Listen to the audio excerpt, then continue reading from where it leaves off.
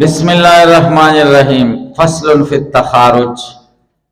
فصل دے په بیان د تخارج کی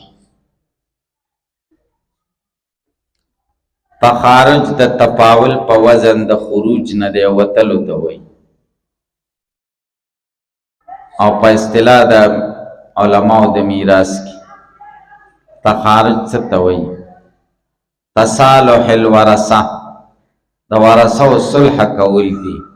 على اخراج بعض منهم بشيء معين من المال ووستلو د بعض ورثو د دوی نه په معلومه حصہ د مال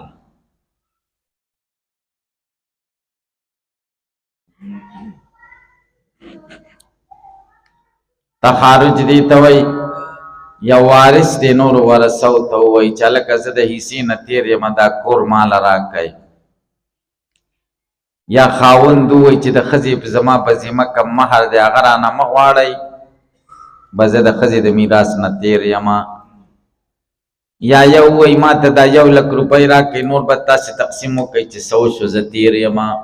دې ته تخارج وایي تخارج باندې پوه شئ یو اوزي نو دا مال به په دې نورو تقسیمیږي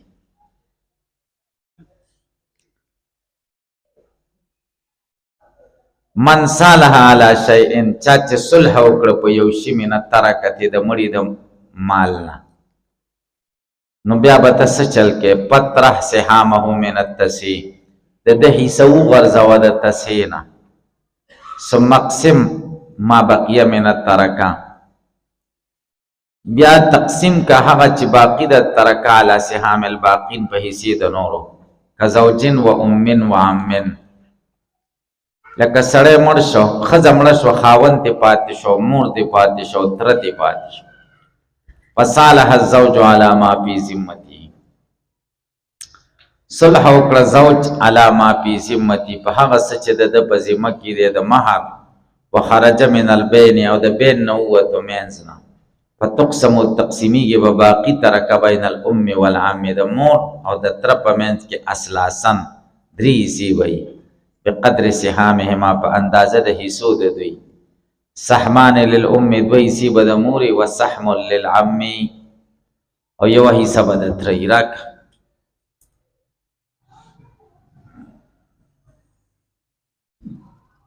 ښځه مړه شوه یو ته زوج پاتې شو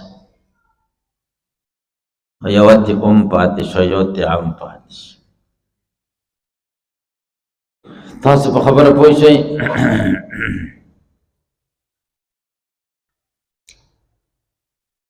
زوج د پاره نصف دی او د ام د پاره ثلثان دي ثلث دی نو نصف چې ګډ شي د کل ثانیه د بعضې ثاني سره مسله د څونه کېږي شپږونه مسله د شپږونه شو شپږو کې نصف زوج شدري ثلث د مور او یو هم عصبه دی اوس زوج راولګي د تخارج کوي چې زما په ذمه کم مهر دی تاسو ما نه مه غواړئ زه د ښځې میراث نه تیر یم نو داسې به وشي تخارج به داسې شي بس دی ووتو اوس به جمیع المال ټول مال تقسیم کې به درې حصو باندې نو اوس به تصحیح د مسلې د درېو نه وشي به مور ته ورکړي یو هلکه پرې پوه شئ مخکې خو ټول مال درې حصې شوی و که نه اوس به ټول مال بیرته شریک کړي شپږ حصې شوی و درې حصې به کړي دوه به دې له ورکړي یو به دې ته ورکړي او زوجتن و 4 بنین یا سړی مړ شو ښځه دې پاتې شوه او 4 زامن پاتې شو فصالح احد البنین صلح وکړه یو د دې زامنو علی شین په یو شي وخرج من البین د بین نه ووتو ویقسم تقسیمیږي به باقي ترکت باقي ترکه علی 25 پنځه حصې للمرأة د ښځې دپاره بار تاسو من 4 حصې ولکل ابن او د هر زوی دپاره به 7 حصې سړی مړ شو یوه تې زوجه پاتې شو لوند وکړه څنګه لوند باندې چیک مه کوه نه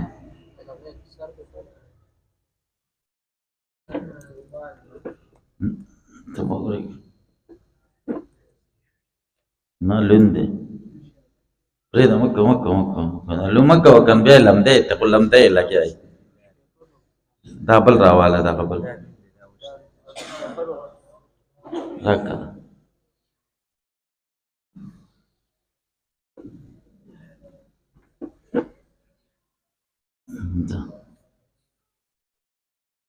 سړی مړ شو یوه تې زوجه پاتې شو څلور تې زامن پاتې شو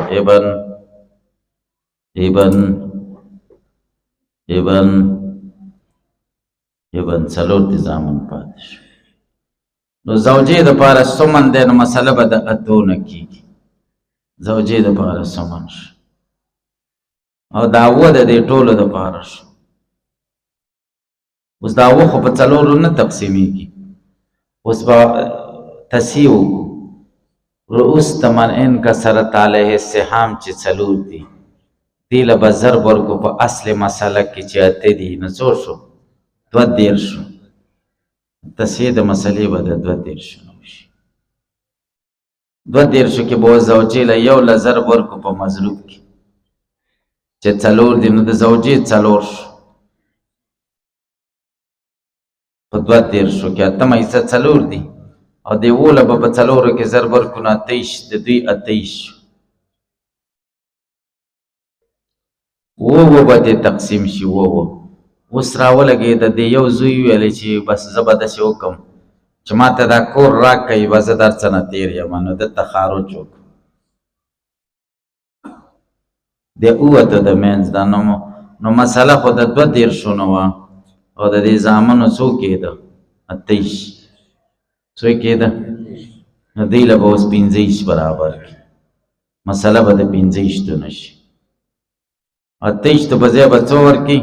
مسله به د 25 نه شي 25 کې به راولګېږي یلکه مسله د څو نه وه 22 نه وه اووه تې لاړل د اووه لاړل نو څو پاتې شو 25 مسله د 25 نه شو 25 کې څلور د زوجې واخیسته نو څو پاتې شو 21 به د دوی اووه شي خبر باندې سر خلاص شه ګورئ کتاب ته او زوجتن یا سړی مړ شه ښځه ترې پاتې شوه واربع بنین او څلور ترې زامن پاتې شو فصالح احد البنین صلح وکړه یو د بچو علی شین په یو شي وخرج من البین د بین نه ووتو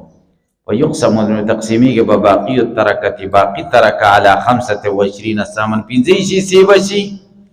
للمرأة د ښځې دپاره باربعة من څلور حصې شي ولکل ابن او هر زوی دپاره به 7 وشي نو 21 وي خدای دې وکړي چې تاسو به پوه شئ